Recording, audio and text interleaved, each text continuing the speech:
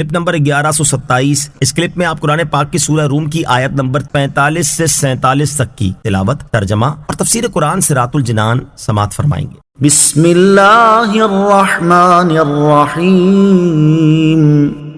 ترجمہ، اللہ کے نام سے شروع جو نہایت مہربان رحمت والا ہے۔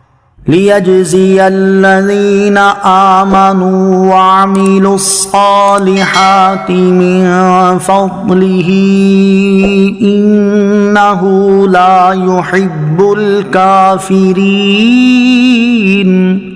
ترجمہ، تاکہ اللہ ان لوگوں کو اپنے فضل سے جزا عطا فرمائے جو ایمان لائے اور اچھے کام کیے، بے شک وہ کافروں کو پسند نہیں کرتا۔ لیجزی، تاکہ اللہ جزا عطا فرمائے۔ اس آیت کا ایک معنی یہ ہے کہ جو لوگ اچھا کام اور نیک عمل کر رہے ہیں وہ اپنے ہی فائدے کے لیے کر رہے ہیں تاکہ اللہ تعالیٰ اپنے فضل سے نیک اعمال کرنے والے مسلمانوں کو جزا عطا فرمائے۔ دوسرا معنی یہ ہے کہ قیامت کے دن لوگوں کو اس لیے الگ الگ کر دیا جائے گا تاکہ اللہ تعالیٰ اپنے فضل سے ان لوگوں کو صلہ عطا فرمائے جنہوں نے ایمان قبول کیا اور نیک اعمال کیے۔ بے شک اللہ تعالیٰ کافروں کو پسند نہیں کرتا بلکہ وہ کافر سے ناراض ہے اور اسے سخت سزا دے گا۔ نیک اعمال کی جزا ملنا محض اللہ تعالیٰ کا فضل ہے۔ اس سے معلوم ہوا کہ بندے کو اس کے نیک اعمال کا صلہ دینا اور نیک اعمال کے بدلے اسے ثواب اور جزا دینا اللہ تعالیٰ پر لازم نہیں، اور وہ نیک لوگوں کو ان کی نیکیوں کا جو بھی اجر عطا فرمائے گا وہ صرف اس کا فضل و کرم ہے۔ وَمِنْ آيَاتِهِ أَن يُرْسِلَ الرِّيَاحَ مُبَشِّرَاتٍ وَلِيُذِيقَكُم مِّن رَّحْمَتِهِ وَلِتَجْرِيَ الْفُلْكُ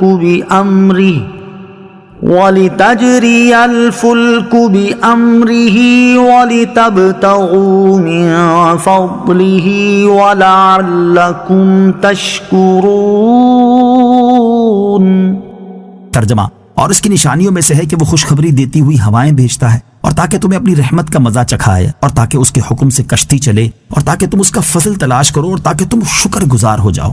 وَمِنْ آیَاتِهِ، اور اس کی نشانیوں میں سے ہے۔ اس آیت کا خلاصہ یہ ہے کہ اللہ تعالیٰ کی وحدانیت اور قدرت کی نشانیوں میں سے ہے کہ وہ بارش اور پیداوار کی کثرت کی خوشخبری دیتی ہوئی ہوائیں بھیجتا ہے، اور وہ اس لیے ہوائیں بھیجتا ہے تاکہ تمہیں اپنی رحمت یعنی بارش کا مزہ چکھائے، اور وہ اس لیے ہوائیں بھیجتا ہے تاکہ ان کے ذریعے اللہ تعالیٰ کے حکم سے دریا میں کشتی چلے اور تم سمندری سفر کے ذریعے اس کا فضل یعنی رزق تلاش کرو، اور اس لیے کہ تم اللہ تعالیٰ کی نعمتوں کا حق مانو اور اس کی وحدانیت پر ایمان لا کر شکر گزار بندے بن جاؤ۔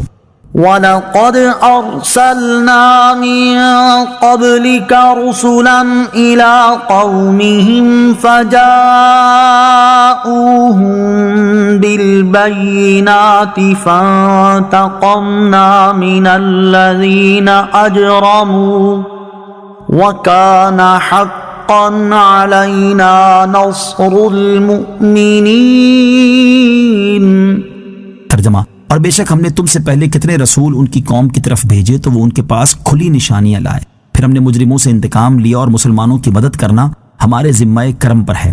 وَلَقَدْ أَرْسَلْنَا مِن قَبْلِكَ رُسُلًا إِلَىٰ قَوْمِهِمْ، اور بے شک ہم نے تم سے پہلے کتنے رسول ان کی قوم کی طرف بھیجے، یعنی اے حبیب صلی اللہ تعالیٰ علیہ وسلم، جس طرح ہم نے آپ کو آپ کی قوم کی طرف بھیجا اسی طرح ہم نے آپ سے پہلے کتنے رسول ان کی قوم کی طرف بھیجے، اور جس طرح آپ اپنی قوم کے پاس کھلی نشانیاں لے کر آئے اسی طرح وہ رسول بھی اپنی قوموں کے پاس کھلی نشانیاں لائے، اور جو ان رسولوں کی رسالت کی تصدیق پر واضح دلیل تھی، لیکن ان کی قوم میں سے بعض لوگ ایمان لائے اور بعض نے کفر کیا، پھر ان رسولوں پر ایمان نہ لانے کی وجہ سے ہم نے مجرموں سے انتقام لیا کہ دنیا میں انہیں عذاب میں مبتلا کر کے ہلاک کر دیا۔